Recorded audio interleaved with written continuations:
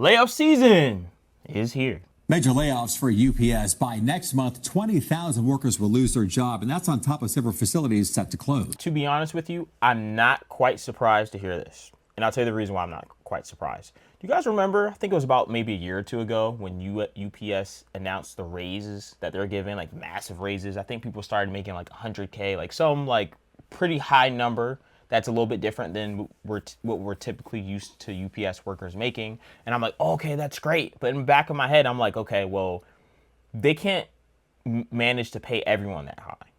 Like, that's just not realistic, right? So, I mean, I knew that this was going to come down the pipeline. I just wasn't exactly sure when this was going to come down the pipeline. So, I mean, I think it's just right on time. Especially with everyone else laying off and then just thinking about how high things are going up. And then not to mention, I think tariffs might have something to do with it because UPS, packaging, handling. I'm not sure exactly how tariffs necessarily affect it. Maybe it might make it better, maybe it might make it worse. I don't know. UPS released their first quarter earnings report today, saying that this is all due to new or increased tariffs and also the change in the economy. Now, they would not specify or give any more details as to how this would impact operations right here in Southern California.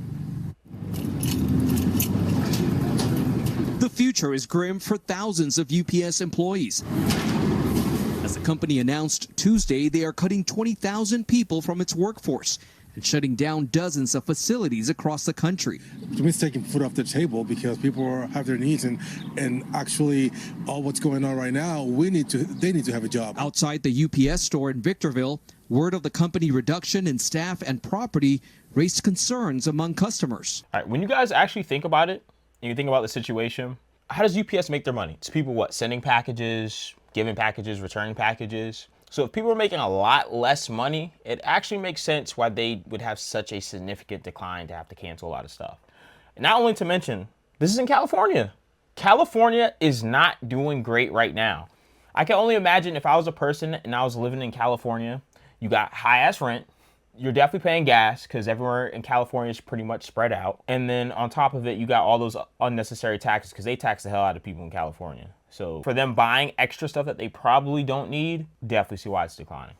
The company also reducing the number of packages they deliver for Amazon by more than 50% by the summer of 2026. UPS expected to reduce the company's estimated 490,000 employees by 20,000 positions in 2025 and close 73 leased and owned buildings by the end of June. Pretty much I do all my online. And back out here live, the company says as the reduction of staff goes into effect, they are also undertaking the largest network reconfiguration in history to be more efficient. But they did not elaborate on those details. Meantime, we did reach out to the Teamsters, the union who represents the... Yeah, I think that might be the bigger story here. Because I'll be honest, 20,000 workers is a lot of work, a lot of employees, don't get me wrong. But I think the bigger story is the fact they're trying to automate and just reduce the amount of overhead they have with these UPS stores. I think they want to go more lean. So they're going to get rid of these stores. So I think a lot of times when you return things that you buy online, don't they have different, I can go to a store like Staples. I'm not sure if you are familiar with Staples. It's a store that you can go and you can return stuff you bought from UPS. So my point is they probably want to get rid of all these UPS locations to save money. And then you can just return your packages at other stores that partner with them. Just like they're reducing the routes. Also with Amazon, it seems as though maybe Amazon used to use UPS more to deliver their goods, but now that you see all these Amazon trucks, they don't need them anymore. Yeah. So they have to reduce their expenses because, I mean, not only that, but I think they're also taking the note from Amazon because Amazon has been working on having automated like robots take care of packaging. Like they've been doing that for a while. Like it's been in the creation process. Yeah. I don't know how much has been implemented, but I think UPS is looking at that and they're looking at AI right now and they're like, okay, well, we don't need all these people anyway. And we got to pay them 100K. So let's just only focus on paying these amount of people 100K and everyone else dead.